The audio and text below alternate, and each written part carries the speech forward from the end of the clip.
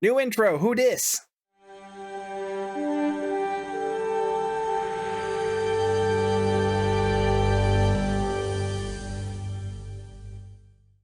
How cool is that, right? Shout out to Pundits for the animation work, and to my buddy Q Continuum for helping with the music. Anyway, let's talk about the summer event and what new prizes are coming this year. The first thing we've already talked about a bit, and that is the new Hysperian Intel Battlecruiser. This is going to be the ship prize for this year's event. I already did a first impressions review of this ship after the 10-4 weekly announcement. If you haven't seen that, that should be popping up in the right-hand corner of the video. But now that the official blog is out, we can see some of the details that weren't in 10-4 weekly. We already know that this is going to be a 5-3 battlecruiser. It will have the full Intel mechanic without having a full commander level Intel seat. Instead, it will have a lieutenant commander Intel seat, along with a lieutenant level pilot seat. This is nothing that's super extraordinary compared to a lot of other ships in Star Trek Online, but when you only compare it to other event ships, this is actually very impressive.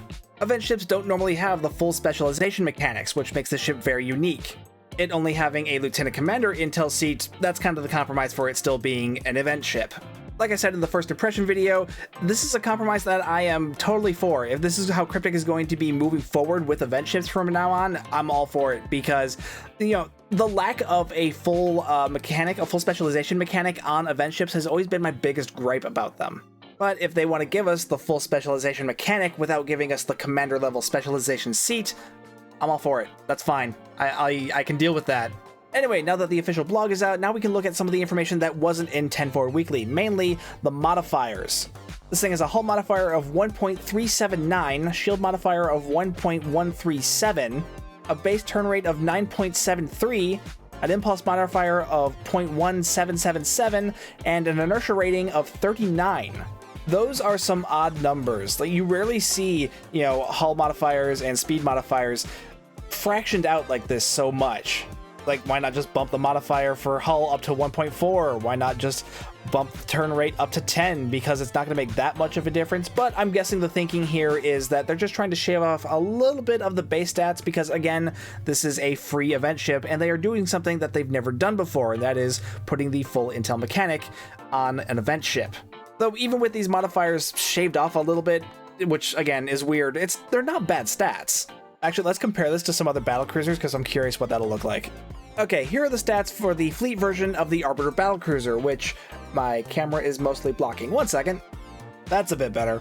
Okay, so we can see here that the hull modifier, shield modifier, and turn rate, and even the impulse modifier are all actually slightly lower than compared to the Hysperian Intel Battlecruiser on the Fleet Arbiter. The only thing it does have over the Hysperian ship is the inertia rating, which is a little bit higher. The power bonuses are also identical, having plus 10 to both weapons and engines. So while the two ships are going to feel somewhat similar, the Hysperian ship is actually going to have a bit of an edge in speed and maneuverability. It's just going to be sliding around a little bit more because of the lower inertia rating. The Hysperian ship is also going to have a slight edge in survivability as well, because both its hull and shield modifier are slightly higher than what we're seeing here on the Fleet Arbiter. Couple all that with the fact that the Hysperian Intel Battlecruiser has 2 specialization seats, while the Fleet Arbiter only has 1, and the Hysperian ship also has the full Intel mechanic, which the Fleet Arbiter does not. Yeah, Hysperian ship's definitely looking better than this thing. Now, the Arbiter is quite an old ship at this point in Star Trek Online, so let's also compare this to something a little bit more modern. In this case, the fleet version of the Gagarin Miracle Worker Battlecruiser. The Fleet Gagarin has the same hull modifier as the Fleet Arbiter, so again, not much change there. It's going to be slightly lower than on the Hysperian Intel ship, though the shield modifier is noticeably lower than the Fleet Arbiter, as is the turn rate. Now, a slight change to the shield modifier isn't going to make that much of a difference, but if you do really care about the level of your shields, like if you're going for like a shield tank or something like that, the Hysperian ship definitely does have the edge there. The Hysperian ship is also going to maintain the edge of maneuverability because Gagarin's turn rate is actually even lower than the Arbiter's, though it does still have a higher inertia rating. Gagarin also has better power level bonuses. Of course, it would because it is a full Miracle Worker ship. They always get more power levels than your average Starship bonuses. And because Gagarin is a full Miracle Worker ship, it's also got the Innovation mechanic and a Commander level Miracle Worker seat. So, again, a little bit of an edge there.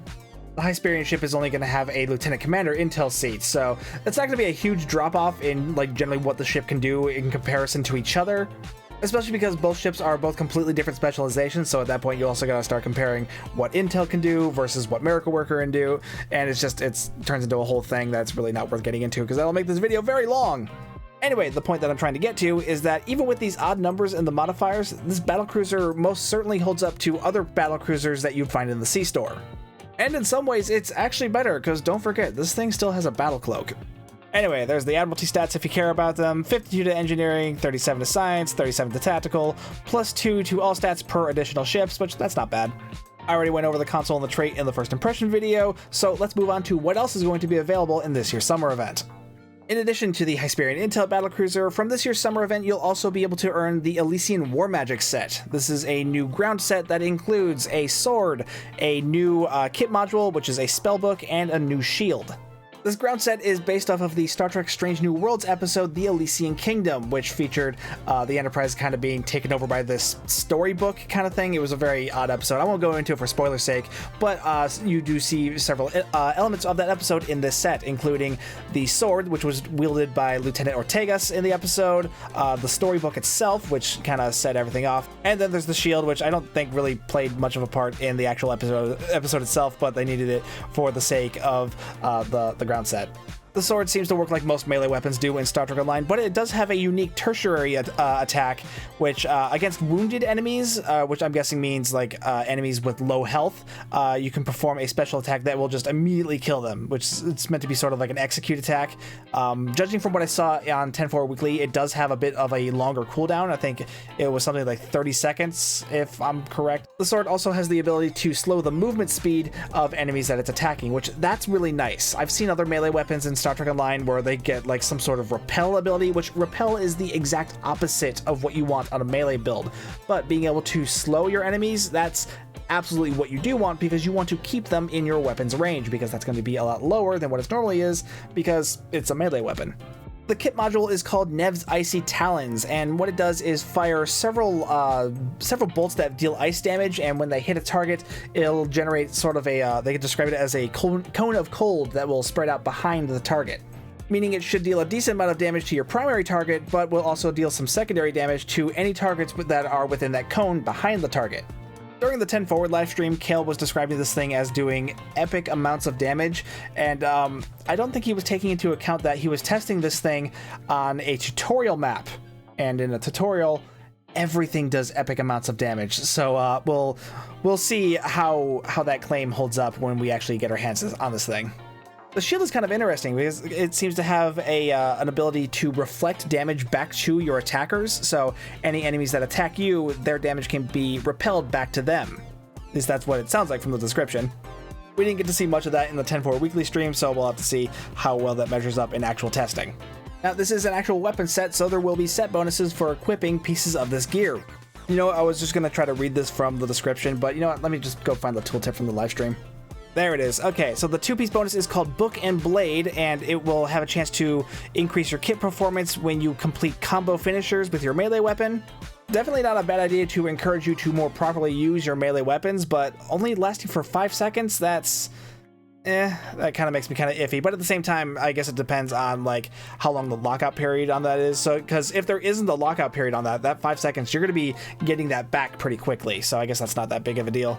The three-piece is called Wizard Ward. When receiving physical or kinetic damage, you will be granted some temporary hit points and some physical damage resistance rating. That doesn't seem all that helpful, especially because in most cases in Star Trek Online, you're going to be facing a lot more energy damage than physical or kinetic damage, so that's probably not going to be that great. But the two-piece, that's kind of interesting. Anything to buff kit performance is usually a good thing.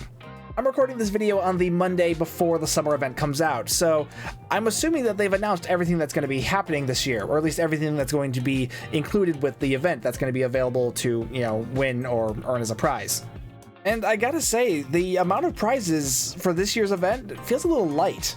I mean, don't get me wrong, I don't mean to detract from Cryptic's efforts for this year's summer event, because I mean, the new ship sounds awesome, and the new ground set definitely sounds like a fun toy to play around with.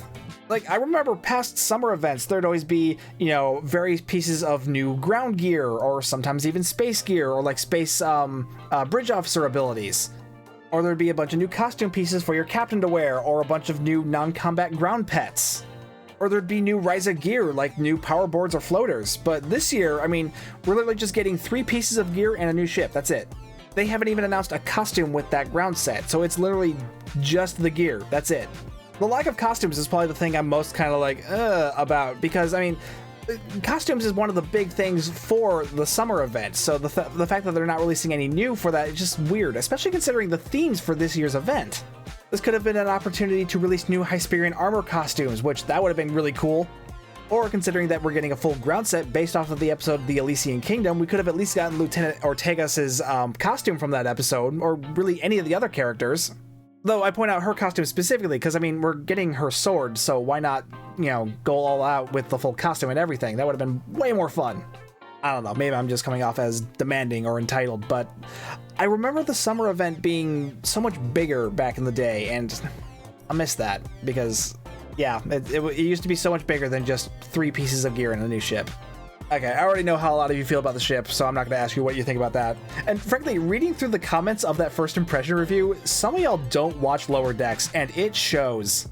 Yeah, anyway, what do you guys think of the new ground set? And let me know what you guys were hoping to see from this year's summer event that isn't happening. Do you agree with me that this one feels kind of light this year, or am I just being crazy? While you're down there, be sure to hit like and subscribe and hit that bell for notifications. If you'd like to further support the channel, you can hit that join button to become a member, hit the super thanks button, or find the link to the merch store in the video description. If you're ever shopping on the Epic Game Store, be sure to use my creator code STU1701. It doesn't cost you anything extra, but it does help with the channel, and I do appreciate it. Either way, thank you so much for watching. My name's Stu, and I will see you guys next time.